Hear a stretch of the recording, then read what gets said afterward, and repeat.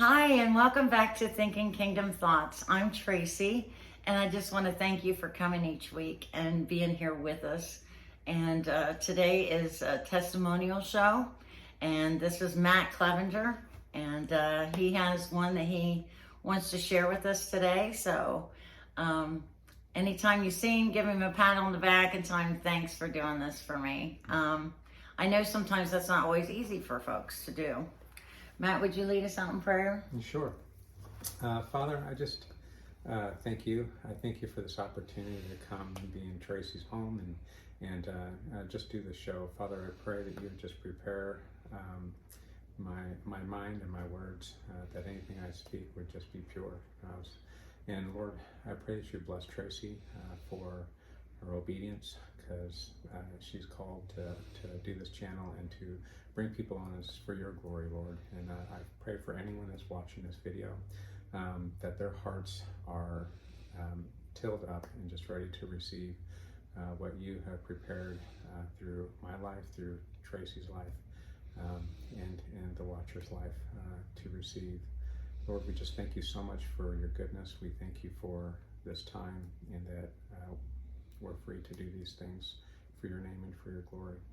And it's in Yeshua's name, amen. Amen. Do you want to tell us a little bit about yourself? Yeah. Okay. I can do that. All right. Matt. My name is Matt Clevenger, and I grew up in St. Louis area. Oh, really? I didn't know that about you. Yeah. On the Illinois side, though. Okay. So you may have talked to my sister, and kind of we're a confusing family. But I grew up in St. Louis on the Illinois side, and I joined the military at 20.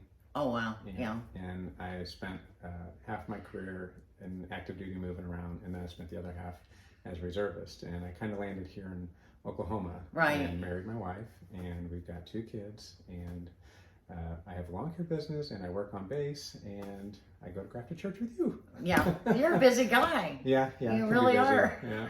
Yeah. So were you Air Force or Army? Or? Yeah, I was Air Force. Air Force, yeah, because of Tinker being so close.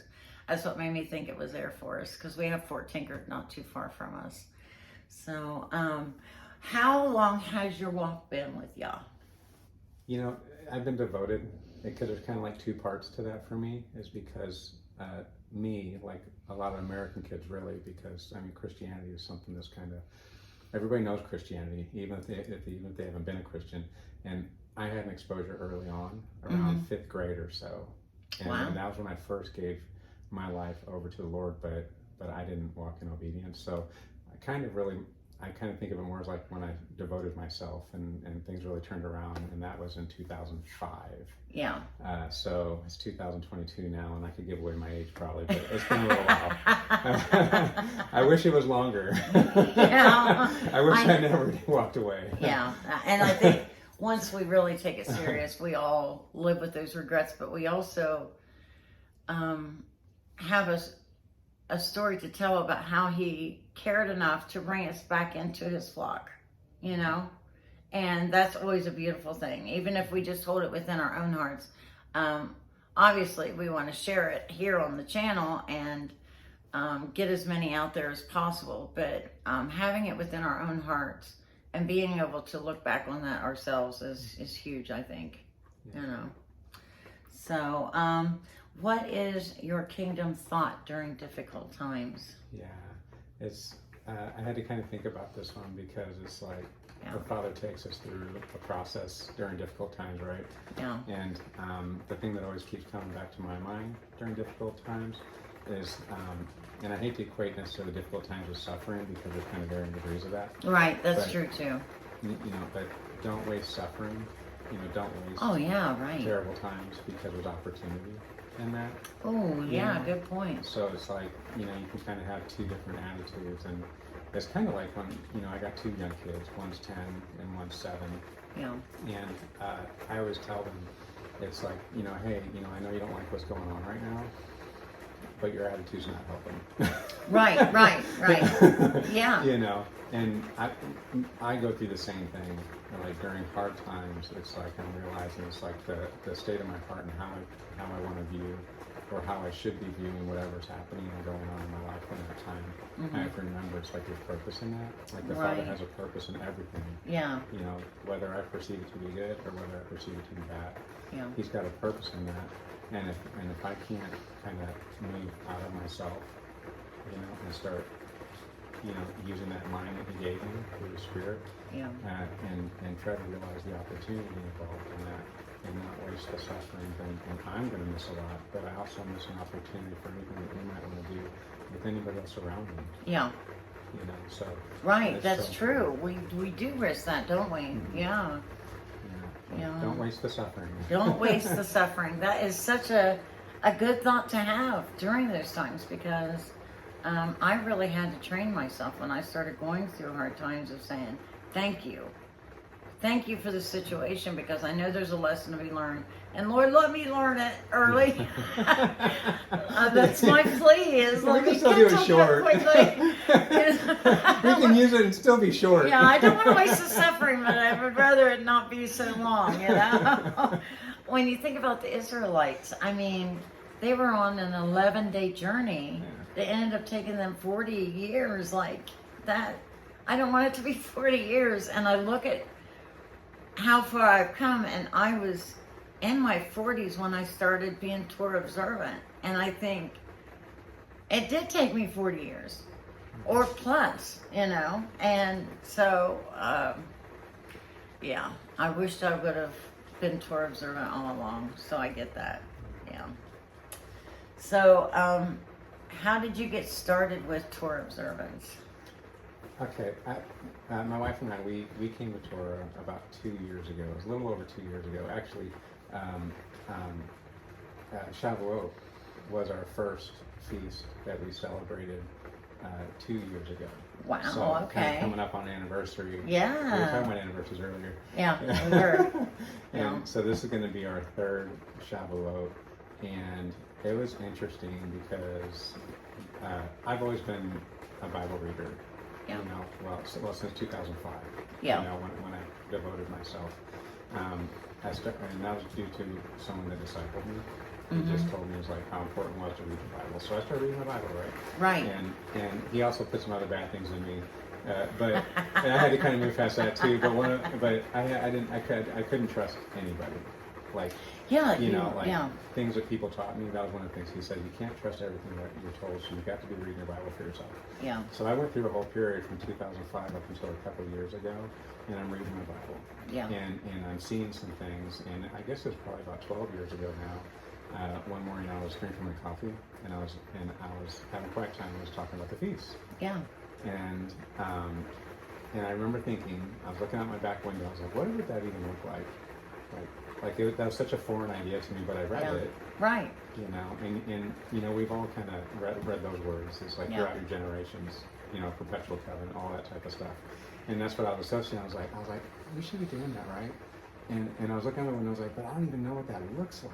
And I'm like, but I would do it if I knew what that looked like. I was like, but nobody does it. Yeah. Is that So Is that Easter cod, or what is that? Where you're calling it Passover and first fruits and. Yeah, Passover I thought was Catholic. Oh, did you? I thought that was a Catholic thing. Yeah, And I don't even know if they do that now. Like, I don't even pay attention to that. But, Yeah. Yeah. And some of the things that the Catholics do, like the Lent, where'd that come from? Yeah. You know? And we find out later it came from actually a pagan belief system. So, we grow up, folks, hearing and maybe even sitting in the church every day that it's open, but we're only getting the version of our pastor. It really is. Take that away from today's show completely, is that read it for yourself. Read it for yourself and start asking those questions to the Father.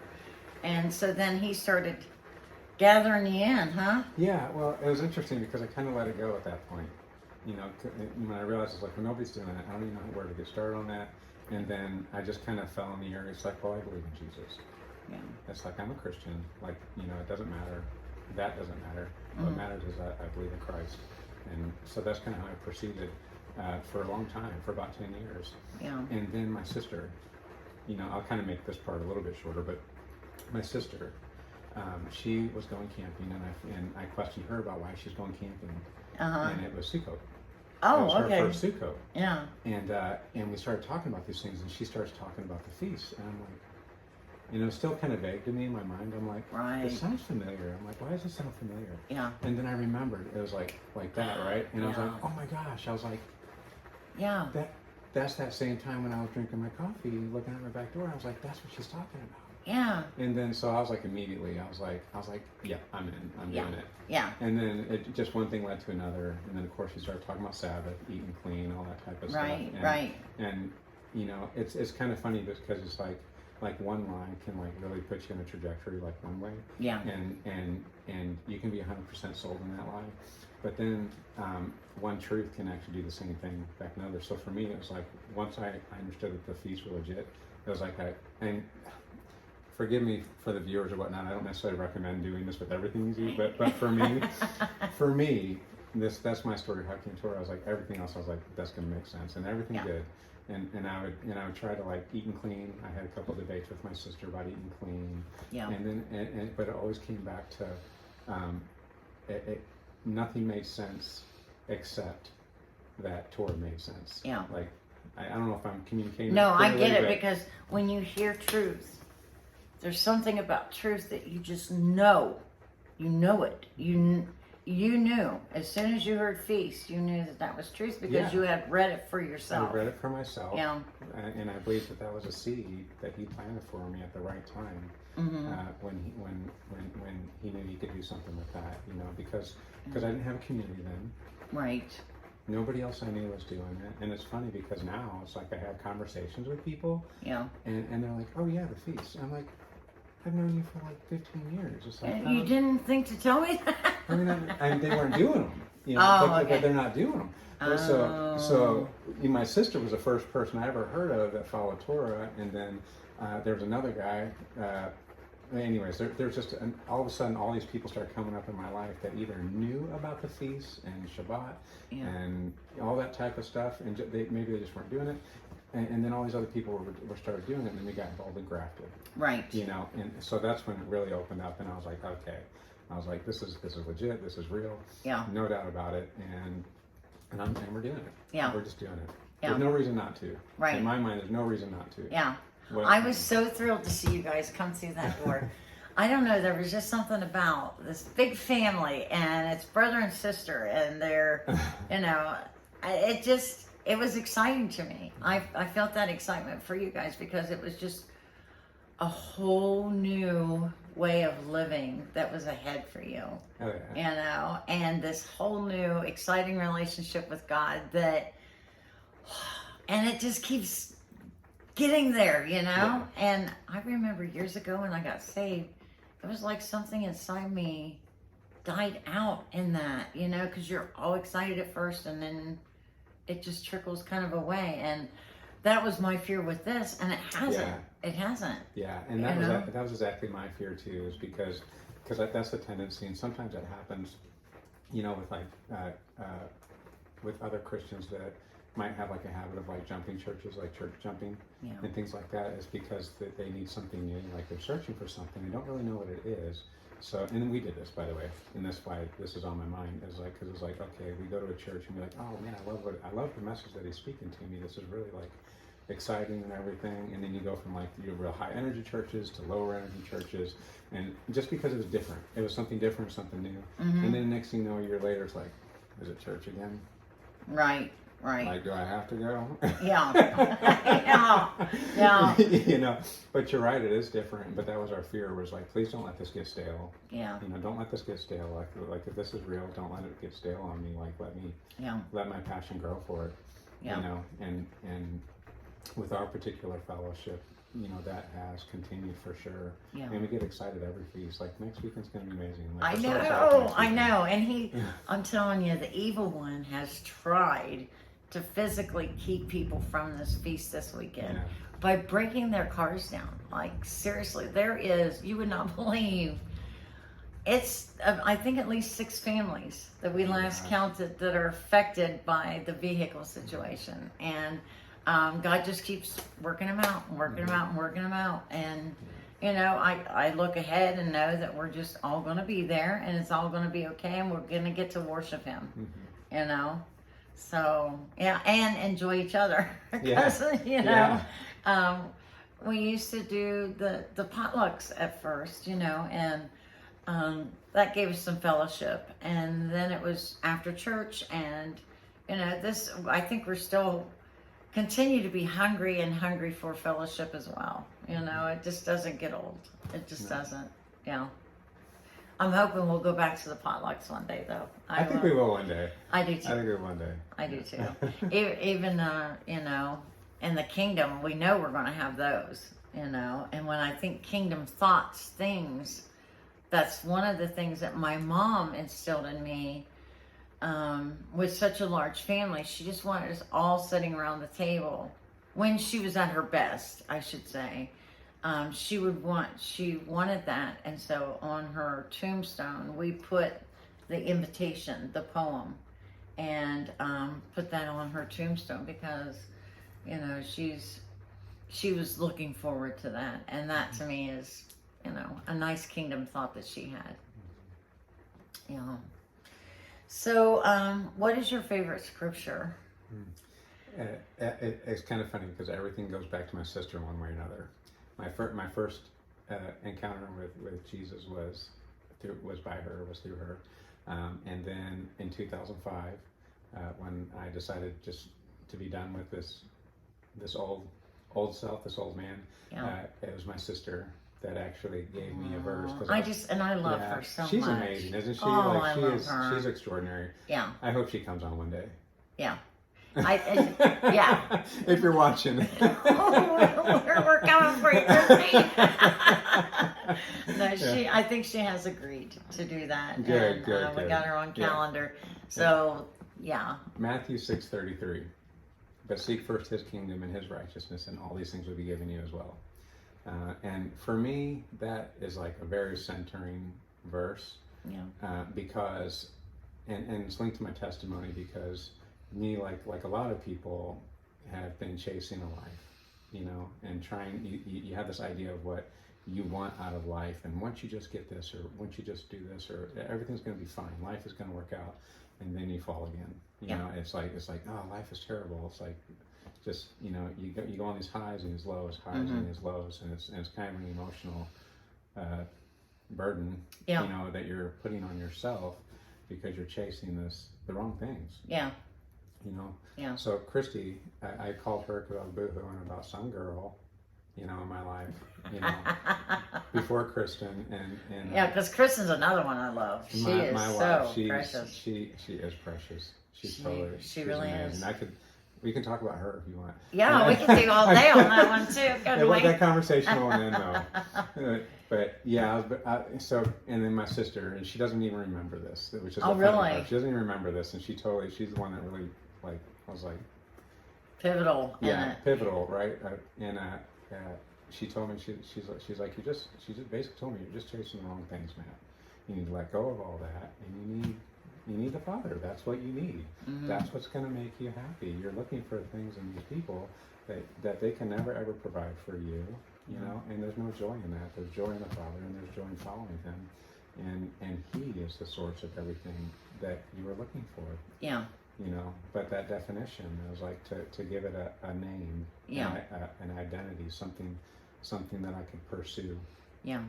Other than this world, because that's what I was pursuing was the world. Yeah. And I wasn't pursuing God. Right. You're not alone in that. There's so many of us. I did it too, and I thought that I was holding God in my heart, but I was far from being obedient to Him, and I have that regret, but I'm very thankful that I'm working it out now, one day at a time, 1 minute at a time. Sometimes it's 1 second at a time, but just trudging through it with our work boots and just moving ahead with Him. You know. Sure. And it's good to know we're not alone when we're going through all that too. You know, when we was in the world, we felt like we was out there by ourselves, you know. We was doing it all ourselves, and we wouldn't have this without ourselves. And it was such a terrible way that I was falling into that thought process. Yeah. And that totally, I mean, just kind of to take off on that a little bit, is that sets you on a path for guilt too. Because when you take on a responsibility that you were never meant to burden and you fail, Yeah. you know, then all of a sudden you're like, I'm responsible for that. Right. You know, I'm responsible for that. And then you feel guilt, you know, because like, what am I doing wrong? You know, what could I have done differently? Right. All that type of stuff. And there's only one thing that you should have been doing. Right. You know, All I wrong. mean, even just everybody, Yeah. anybody. But just keeping it very simple with just following Him. You know, but we realize that at different stages in our lives, we truly do. Yeah. So would you mind sharing your testimony with us? Yeah, of course. Okay. Of course. I don't know how much time we have again, but... We have plenty, Okay. whatever it takes. I've got the camera all charged up, so we're good to go. I'll get my coffee. Well, I'll see what I can do. Okay. But I kind of already said, you know, it was about 5th or 6th grade, somewhere around there, and that was my first exposure to Jesus. But before that, up until that point, my parents divorced. I believe I was 5, so we were divided. And that my dad, I believe, grew up Baptist, and my mom grew up Catholic. And I didn't know this for a long time there, but apparently Catholics and Baptists don't get along very well. Yeah, you know? right. So when it came to us kids and like raising us, we went kind of back and forth, you know, between those two, and they were so different from one another. You know, I mean, being from Oklahoma, Baptist is pretty big. You know, so I mean, that's a little bit more, you know, in there like that. Where Catholic, we didn't lean towards Catholic or anything like that. But what happened was, we kind of stopped going to church altogether, and my mom would have taken us. But Christy, my sister, she befriended a pastor's kid, and it was a Pentecostal church. So I started going with her. And I think I kind of clung to her a lot in a lot of ways. I just kind of followed her because the marriage that my mom was in wasn't that good. So it was better for us to not be at the house. So church was just natural. It was like, I want to go to church. I have that same relationship with my siblings too, that I was very close to them because there was just so much going on within the home. Yes, that was exactly the situation. And there was great folks there, and they really did love each other. I mean, it was very much like our fellowship now, in that everybody knew each other, everybody took care of each other in a lot of different ways, and they were very receptive to kids, and they had a great youth program. The people that were running that, but for some reason or another, when I got my driver's license and I got a little bit of freedom, I decided I was going to do something different. And that kind of set me on a path in the wrong direction. And I was exposed to pornography early on, alcohol early on, with alcoholism in the house and things like that. And you know, I probably could have chose better friends. You know, all kinds of things. You know, so I think I had all the normal factors that everybody else had, with a few other things that were a little bit more, you know, like, you know, would have rather not gone through that, you know. But so basically I just started doing my own thing. Got into marijuana a little bit. Experimented with a couple other things too, but it was just all reaching, like I said, chasing after something. You know. Almost like we self-medicate with those things because we don't have Him. We're looking for that wholeness that we don't get until we have Him. And that's kind of what I kind of felt like was happening. Is I was making a lot of decisions, and there were some decisions made for me, I suppose, just as a, you know, somebody, you know, not taking responsibility for themselves, you know, that really led to a life of dependence and insecurity and just lots and lots of stuff. So you're kind of just reaching anything that makes you feel good at that time. And that's kind of what I was going for. And I had all these different groups of friends too, and not all of them knew each other, not all of them were even friends necessarily with each other, but I just kind of like stuck myself in little groups. Whatever made me feel good at that particular time. And so then I got in a little bit of trouble with an uninsured motorist accident, and that led to me going in the Air Force. And that's how I got in the Air Force. And so the judge just let you off because... Well, it wasn't the judge, it was my dad. Which I guess could be judge. Yeah, because what had happens, I had accepted responsibility. I mean, there was guilt, on that, and the insurance companies, I had a big bill with the insurance companies because I had to pay them back. All right. And they offered me a pretty good deal, but I had a limited time and it required a lot of cash. Yeah. And the only way I knew that I could do that is if I went to my dad. And my dad said, "Let me think about it." Right. And if he was going to help me or not. Oh man. Because I didn't live with my dad. Yeah. After the divorce, I didn't live with him. So Yeah. there was a significant amount of time. And then, like I said, I was off doing my own thing. So, weekends with dad didn't happen anymore. I chose other things. So it's like, I can only imagine how he felt. Yeah, very hurt. Yeah. Yeah, hurt. And now I'm asking him for a bunch of cash. Yeah. So he said, "Let me think about it." Yeah. And so I did. And then he came back to me and he said, "I'll help." He's like, but you're either going to go to college, which that wasn't going to happen. Or you're going to go in the military. I said, "That's happening." Yeah. Yeah. We could go there. Yeah. So I went in the military and dad helped me out. And then the first part of my military career, it was just the same thing, just from base to base to base. And it's funny because I remember the lessons that I was taught at the Pentecostal church about Jesus. So it's like I never lost my faith, but I surely was not pursuing him. I didn't know what it looked like really. Yeah. To walk behind him. Yeah. And follow him. Right. And so it's just, I was just easily distracted. Again, bad influences. I was naive, and sometimes just a lot of different things. Perfect storm for me, right? Yeah. So I spent a little bit of time getting in trouble in the military with alcohol. Right. I had to give up the drugs pretty quickly. But because they test for that. Yeah. Yeah. But the alcohol took over. Yeah, that's rampant in the military. Yes, and it's totally acceptable. Right. Until you don't show up to work. Yeah.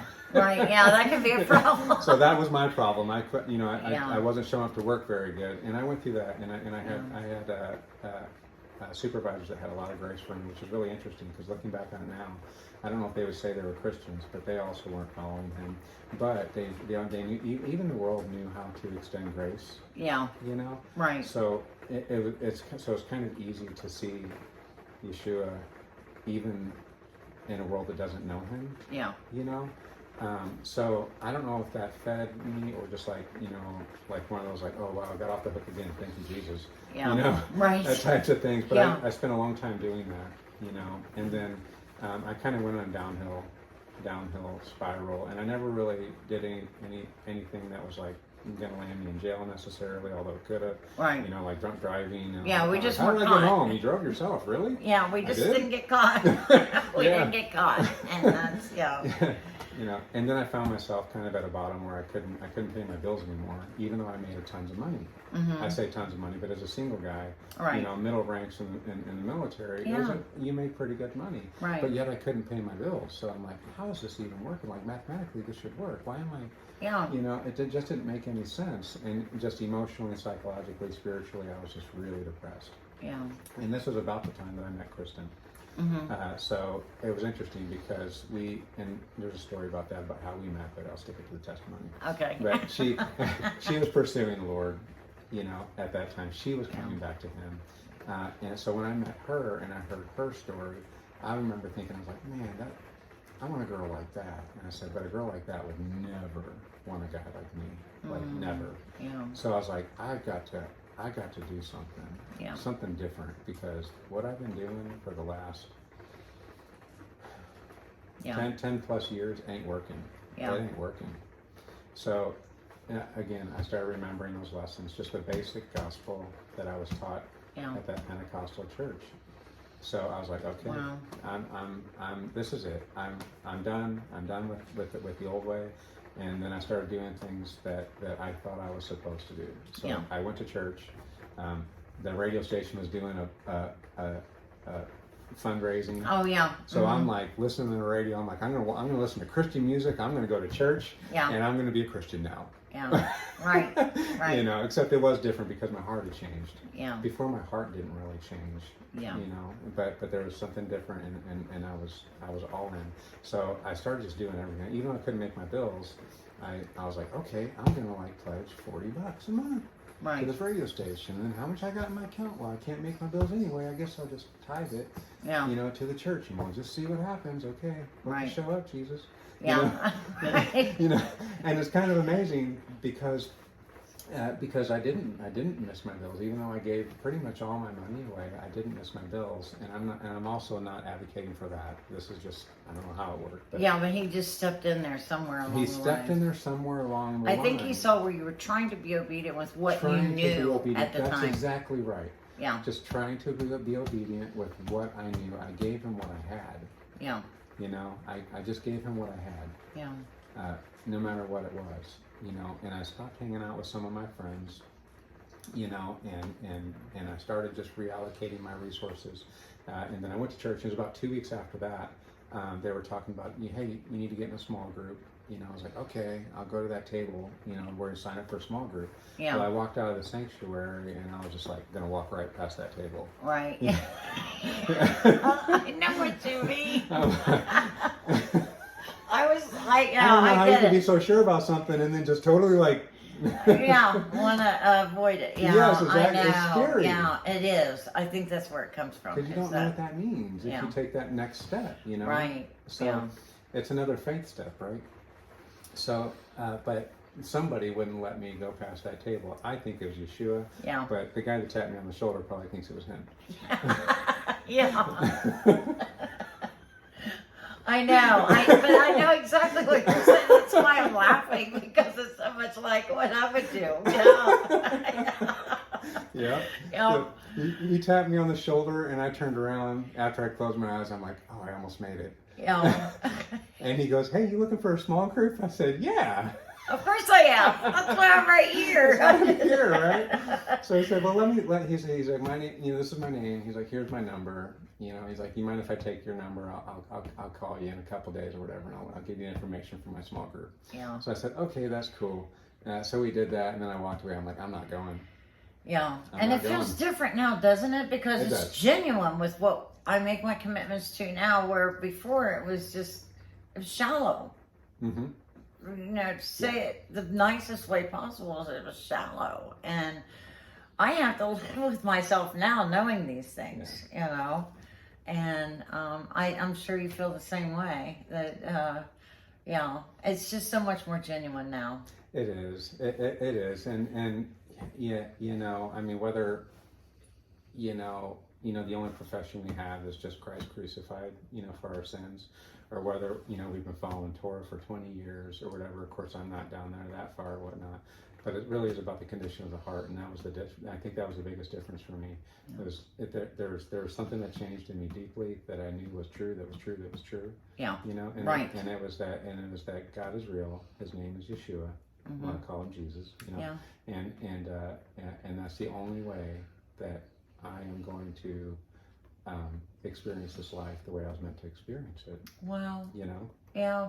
So I went to this Bible study, you know, and then I show up and they're talking about memorizing scripture and reading the Bible and Bible study, and I said, that's the last time I'm going to that Bible study. Yeah. You know, but I went back and I went back and I went back, Yeah. and I ended up moving with him to Tennessee, and we did a little bit of college ministry at University of Tennessee. Wow. You know, and it's just, it was all lay ministry. It wasn't anything organized. It was all lay. Yeah.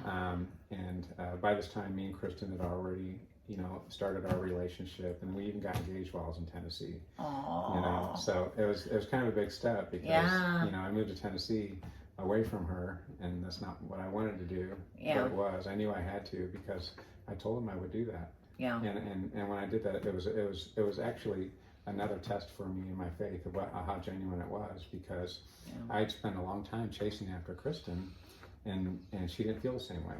Oh. Well, just before I went to Tennessee, she confessed that she felt the same way. Oh. Well, Okay. I had already committed to going to Tennessee, so now I had to choose. I'm like, okay, am I going to stay here?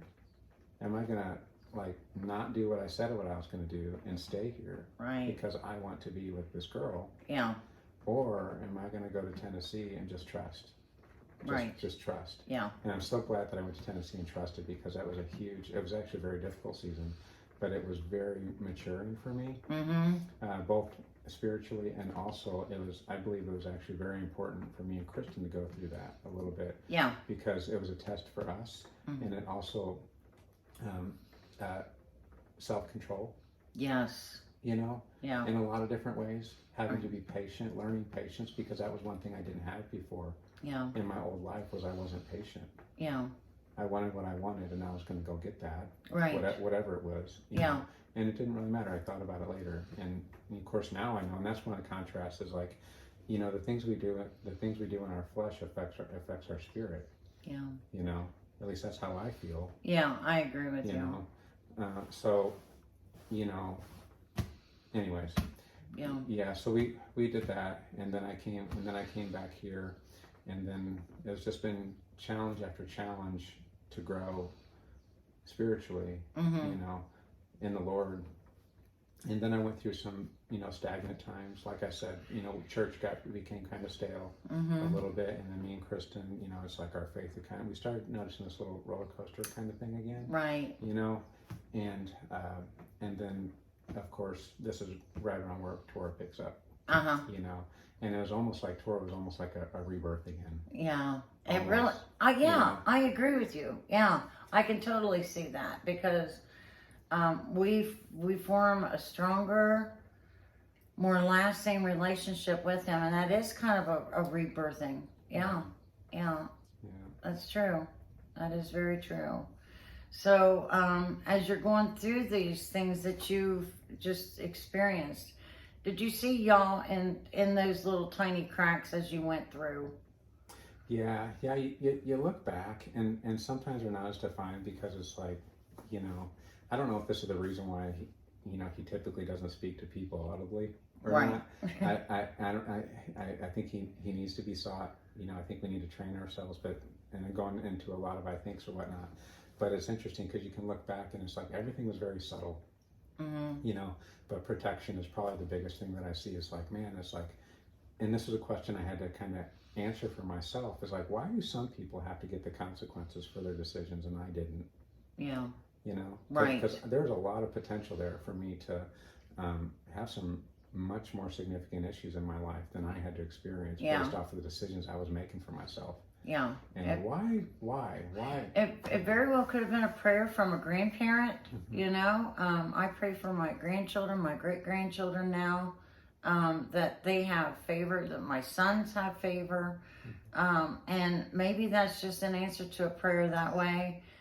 He could have had the angels around you protecting you.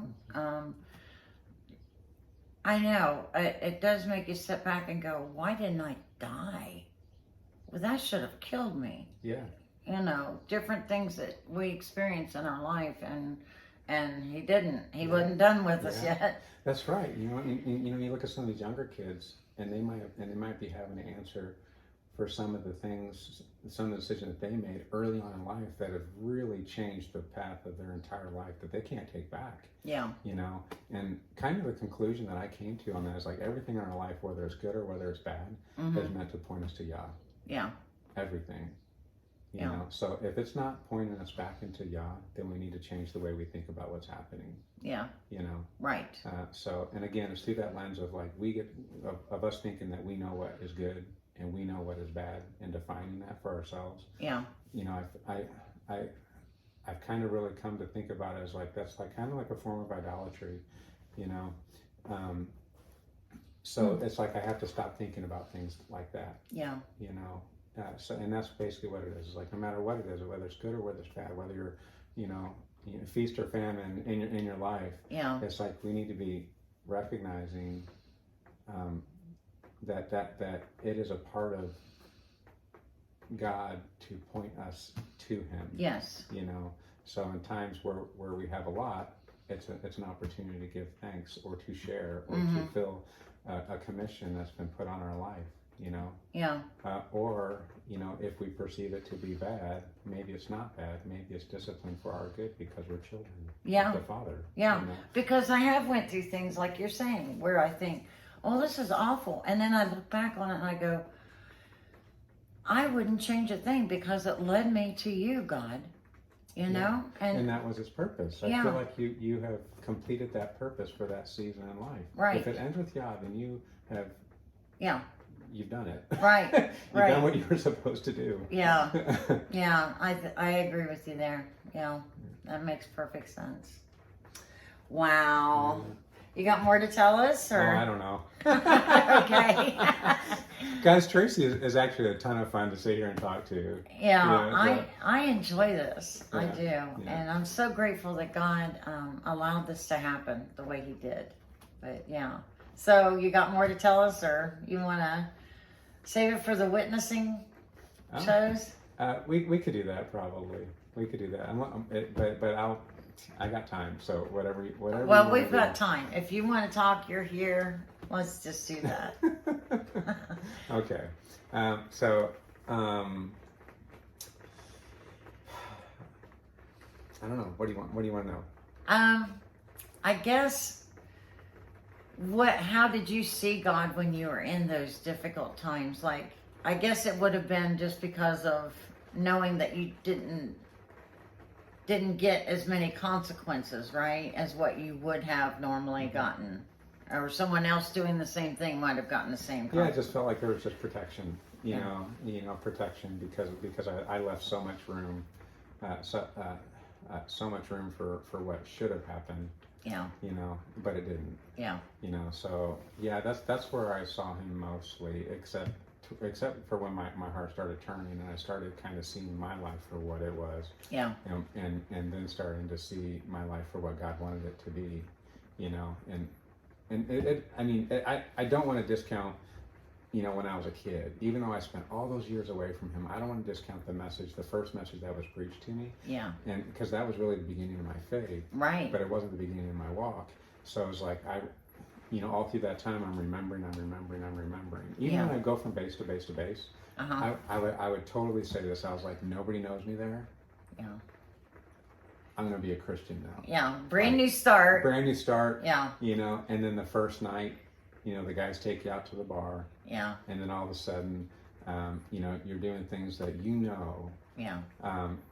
are just going to lead you in the same place that you were before, which is away from God. Yeah. So then, after the first night, you feel like your testimony or anything else you would ever say about God would be just a lie, and nobody will buy it. Oh, wow. So I'm just going to do this again. Yeah. Until I get to my next base. Right. And then maybe then it'll be a start over again. Right. Yeah.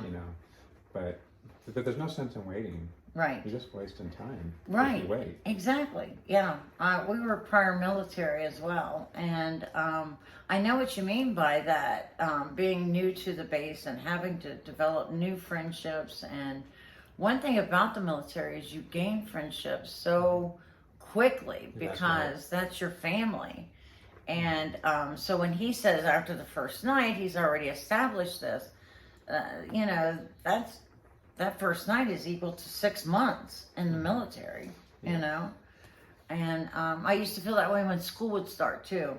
I'm going to do all my homework. I'm going to do so good and I'm going to get straight A's this year. And the first week I've done messed that up, Yeah. So I get where you're coming from. So those who are out there who are struggling with those first days of school or the first time that you're in a new neighborhood, know that, if you mess up, it's okay because that's going to add to your witness of, drawing you closer to him. And so if you feel that nudge towards him, follow it. And it's not going to be perfect.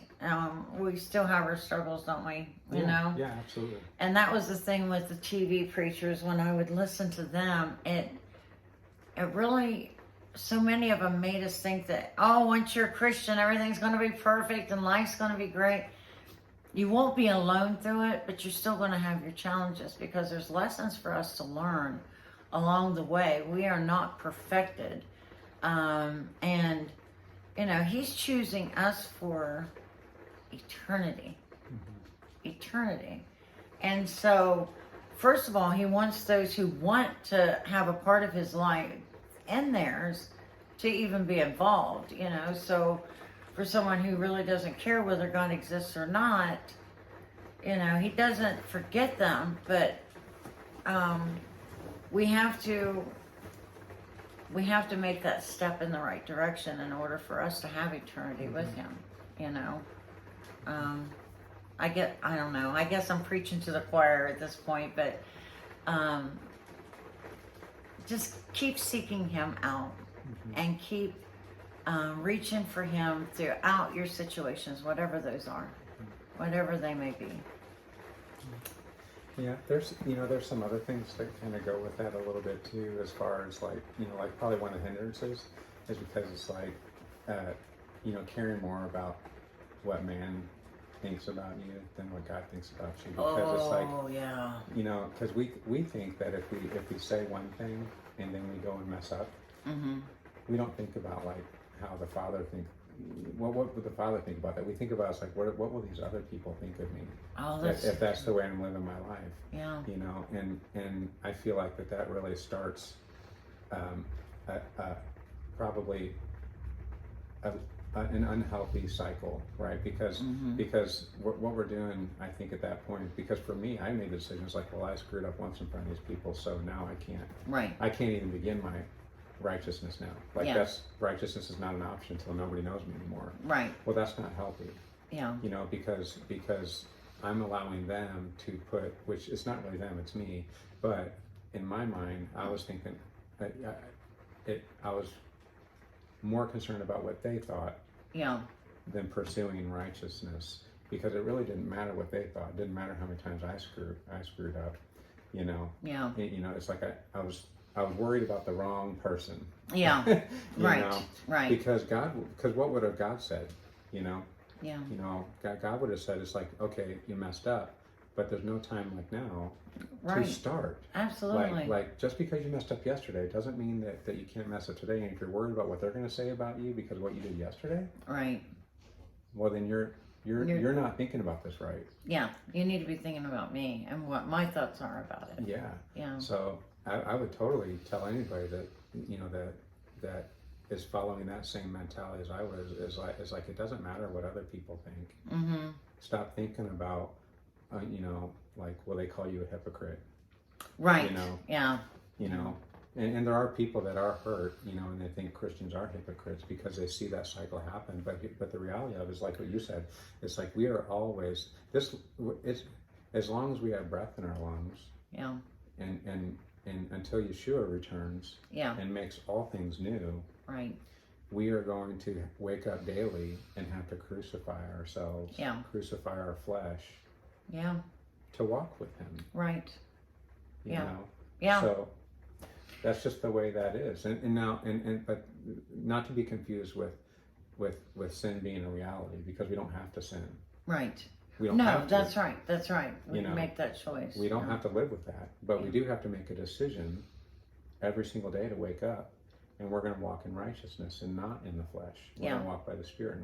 And for Kristen and I, where we're at currently right now, because, with the developing of the land and things like that, there's a lot of things, we're making a lot of decisions we would have normally made, a couple of years ago. Yeah. And we're doing things that we never thought we would do. We're not qualified to do.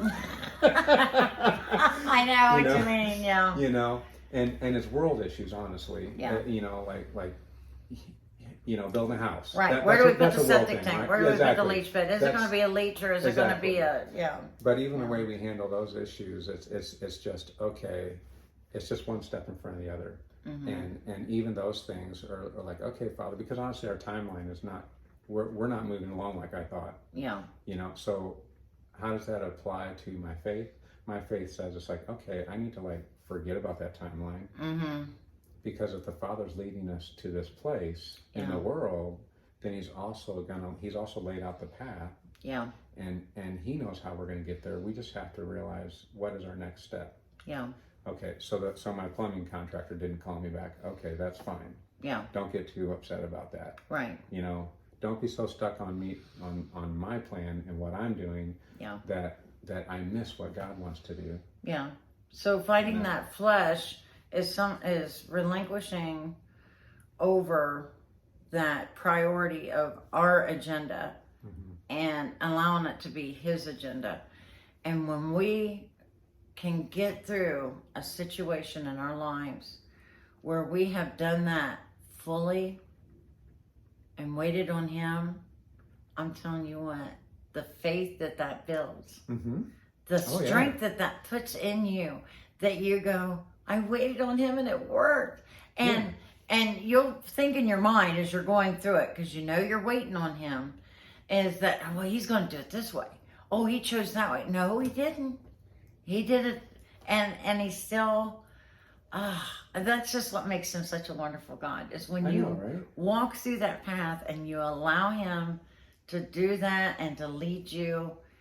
And the first time you see it, takes your breath away. And it's so beautiful when you see it for yourself. Yeah. You know, and other people can tell you. But when you experience it for yourself, it is pretty amazing. Pretty amazing. Yeah. Yeah, it is. And more times than not, at least for us, when we look back on how things happen, when we perceived our plan, it's like, oh man, how many times did our plan get shattered? And we look back and like, I'm so glad it happened the way it did. Right. You know, like, yes, that, you know, my plans were broken and I was distraught at that particular time. But look what God did. Yeah. And if it had happened any other way, we would have, this wouldn't have worked out very well. This wouldn't have worked out very well. This wouldn't have worked out very well. Right. And when we realize, at least for us, is like when we realize it's like we had nothing to do with how that went down because I had it planned. Right. Yeah. I had it planned a different way. Yeah. But I'm so glad it happened the way it did, and only God can do that. Yeah. And I think part of our goal is to get out of His way. And just let him do, because it's like, okay, it's good to plan. It's good. That's wise. That's wisdom. Yes. You know, but don't get too distraught when things don't work out because you might be the one in the way. Yeah. And you need to remove yourself. Oh out of boy, that. I could think so many times I must have tripped that whole plan up. And thank God He brought me back into it in a beautiful way. That He did. And one day I'll be sharing my testimony on here. One of the future guests offered to be the host. Oh, really? And me be able to do the testimony. So you'll have that to that'd be great. hopefully look forward to. Yeah. And I don't know what I'll be like on that side of the seat. I really don't, because God has put me here, and I can follow that one. So I guess He'll just give me the strength. And if I'm nervous on that end, I'll be honest and let you know. I just can't say it because I'm too nervous. But you're right. If we can put His agenda as our agenda, oh man, things would be so much easier, and we would quit fighting the flesh by doing that. Yeah. That's a good message right there, folks. And a good way to end the show is with that thought. And having that described so well today, I had never thought about it like that, with fighting our flesh that way. I really hadn't. And so thank you for enlightening me on that. That's great. That's totally. I'm so thankful to be here tonight. Yeah. We've had a good time, and I'm glad that Matt's here, and I look forward to Kristen coming and doing hers. Please come, Kristen. We'll get you scheduled if you're willing to do that. And in the meantime, folks, just keep praying for peace and strength when it's not peace. Pray that you follow His agenda and not our own. That it gets easier to fight that flesh and to follow Him instead. That'll give you a few things to keep you busy with. And if you're celebrating Shavuot this weekend, just enjoy yourself, enjoy the feast, and follow it through and see what God has for you, because He sets apart these times to meet with us. And all we can do is just look forward to Him. Look forward to them. And if you need to know more about the feast, put it in our comments, and we'll be glad to share what we know, and different links maybe we can share with you to send to you for you to be able to watch if we don't have the answers for it. So I hope you've enjoyed the show today. I can't imagine you not. And would you be willing to return for another show? Yeah, of course. All right, good. Well, again, this journey is ending, and I've got a new remote on my arm to shut this off. So that's why I'm distracted with this. And so when you see me looking down, that's what I'm looking down at, is to get that ready. But in closing, enjoy God's journey.